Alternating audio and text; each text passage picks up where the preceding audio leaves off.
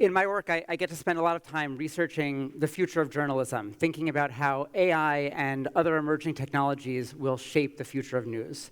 And when I talk about my work, when I get to think about this stuff, I always get some version of this question. Is artificial intelligence good or bad? Is AI going to save us or is it going to destroy us? And I have a lot of thoughts about the future of journalism, but I'm not going to answer that question directly. I'm not here to make predictions, because no one can predict the future. Change is never monolithic. The future is never all good or all bad.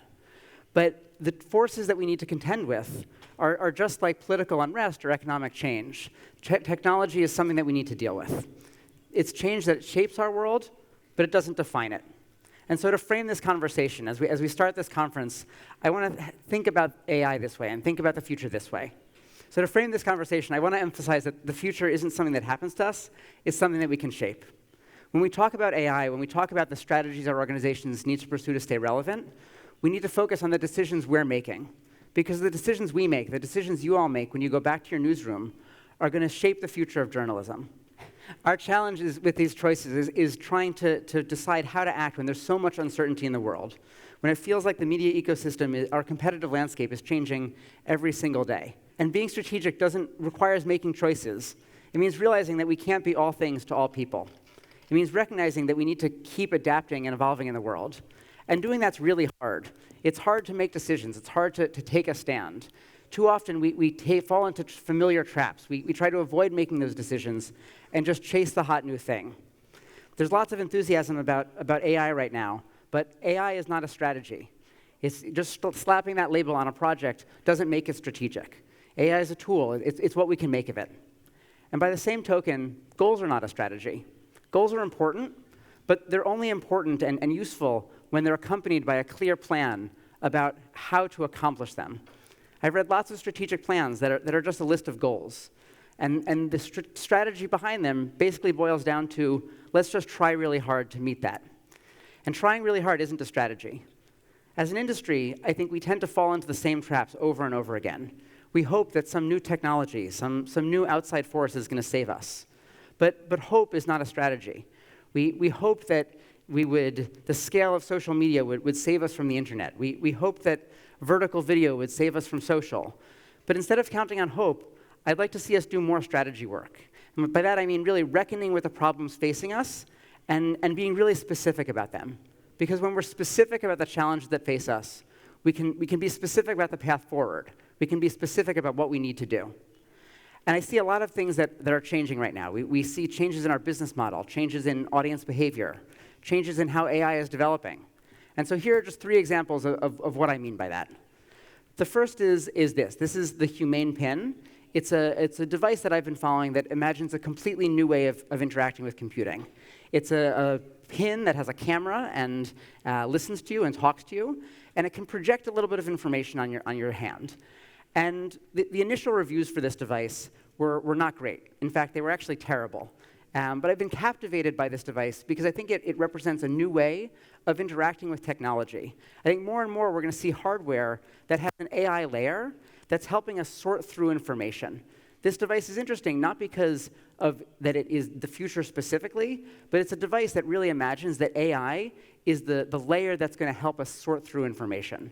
And we can just look at how Apple and Google are starting to build their devices and incorporate AI to think that this is probably something that we're going to need to be dealing with going forward.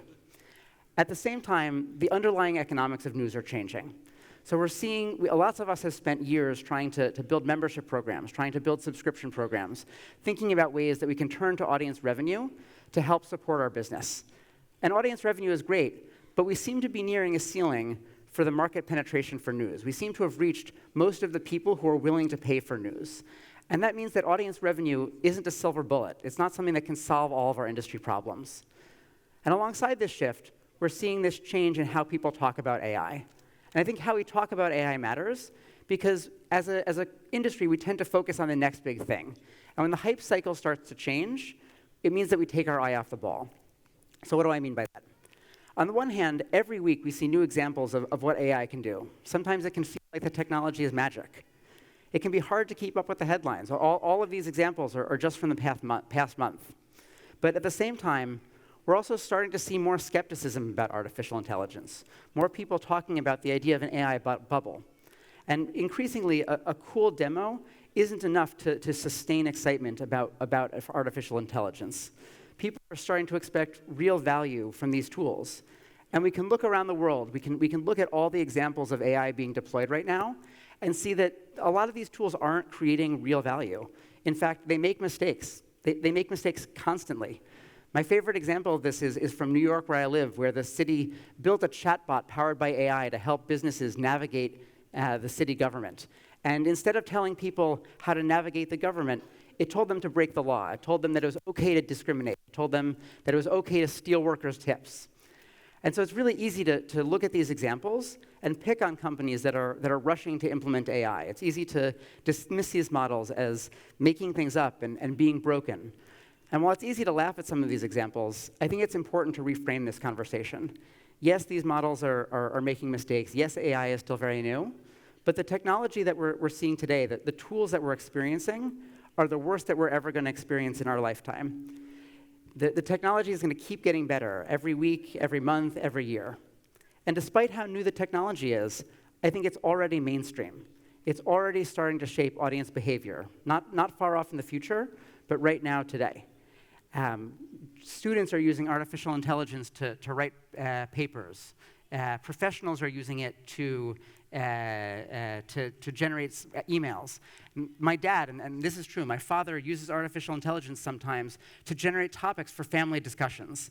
And I love my father very much, but he's not a technological innovator. So at the point where he's using this and he's experimenting with this technology, it's not an emerging technology. It's something that has fully emerged. And so what we're seeing is that people are grooving these new user expectations right now. And as journalists, I think we should have profound questions about what that means for the future of our industry. Because we're seeing changes to how media is created, how it's distributed, how it's monetized. This has implications for how we report, how we talk to our audience, how we build our business. Increasingly, we need to think about how we stand out in a very noisy media ecosystem. And the question that I want to pose to all of you is, how are you having these conversations in your newsroom? Are you having conversations about this? But what does it mean to see shifts in the distribution of news? What does it mean that AI is changing the monetization of news? Because those conversations are important, and it's important that they be specific. But at the same time, I think that we may also be missing one of the key places, one of the key disruptive impacts of AI. Because what the real disruptive impact here is that it makes technology feel more human, more intimate. It helps people build connections with their devices instead of with other people. I've been struck recently by a little bit of analysis that was done by the MIT Media Lab. These researchers looked at the most common use cases for ChatGPT. And the good news, I think, for a lot of us is that the least common use case was searching for news. That's really good news for any of us who care about misinformation. It's good news for those who care about discovery, that news is so low on the list. But a lot of these use cases also aren't surprising. They're the things that we have come to associate ChatGPT with. Doing creative work, brainstorming, coding, all the things that we've started to see the tech doing. But the second most common use case was one that really stood out to me and one that surprised me. 12% of all the chats that were studied were for sexual role-playing, people turning to AI for human contact. And I think as journalists, this is something that we should care about. It may feel a little bit strange, but I think as journalists, our value is helping people connect to the world around them. And we're seeing signs that AI is trying to take that place. AI is starting to fill that void of helping people connect to the world around them. So that has a profound implication for our function. Our function is trying to connect people with the world around them. And we're looking at a world where there may be weaker bonds between people. We already know that people are connecting online much more than to people online than they do to people in their neighborhood. And that's, I think, a real challenge for us to contend with in terms of what our function is. And so there's no one answer to all these questions. Every one of you may look at these questions and approach them differently. And that's OK. Answering these questions is the process of strategy. A good strategy should help us make sense of the world, even in the face of change. And it's OK that there's no one answer, but we do need to try to have an answer. And so what can we do about it? What can we do to look at all this information and take control of our future? I think the first thing is to own our audiences. It used to be cool to launch new websites, launch new projects, promising exponential traffic growth. We thought that search and social were these magic traffic fountains that would help us grow. And I think we've come to understand that we need to own our audience, that we need to sort of have a clear way of talking to our audience and not just rely on platforms and algorithms to do the work for us. But doing that is hard work. Doing that means focusing. With so many changes in the world, with so many new technologies, we need to make sure we don't get distracted. So we have to stay focused. Focused on our audiences and what are their specific needs. Focus on what they really need from news. Focus on our community and where we can create a real sense of place with our audience. And finally, focused on our mission and doing what journalists do best, telling great stories that hold the powerful to account and give their communities information they need to succeed in the voting booth. And you'll notice nowhere on that list is there anything about technology. Nowhere is on that list is there anything about AI or about technology. And that's not because I don't think it's important. It's because I think that when we use technology, we need to be selective in it. We need to be using it in a thoughtful way. So we shouldn't be using AI to pick problems, but using it to solve real problems. So instead of looking for places to deploy AI, look for the fundamental challenges facing your newsroom. Ask yourself, do I care more about the problem that I'm trying to solve or the technology that I'm using to solve it? Because there's lots of great reasons to use AI. It's a powerful tool. It's a powerful technology that can do a lot of things. But just because I want to use something popular isn't the right reason to deploy it. And most importantly, when we put all this together, I think one of the things we can do is spend more time as an industry talking about strategy. Not just our goals, not just what we hope the future looks like, but the real problems facing us and what we're going to do to solve them. Because too often, I think we assume that the future will look like today. We assume that audience behavior won't change. We assume that the way that we've run our operations will not change, that consumer behaviors that we've gotten used to aren't going to change. And that's not an assumption that serves us well. It's an assumption that leads to other people making decisions for us. We let the business side make decisions independently of the newsroom, and that perpetuates silos that aren't healthy or good. We let tech companies decide how we use technology instead of building our own relationships with technologists and researchers. And so I think we can do better than that. I think we can step back and we can own our future. And so I want to come back to where we started. This question of, is artificial intelligence good or bad? I said I wasn't going to answer it, but I sort of changed my mind as we were chatting here. And the answer is, I think, it depends. It depends on the choices we make. Because if we're complacent, it doesn't matter how big the AI bubble is. It doesn't matter if the next big thing is artificial intelligence or something else. If we're complacent, we will be overtaken. Someone else will build our future. But if we lean in, if we plan and strategize, I think we can build a bigger future, and we can think bigger. Not just about how to sustain all the things that we're doing right now, but about how to build something better.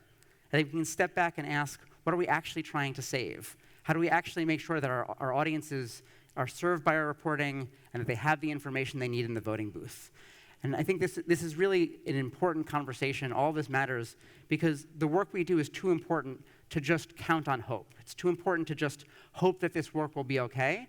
I think it's important to come together and think we want to make sure that we can do this work long into the future.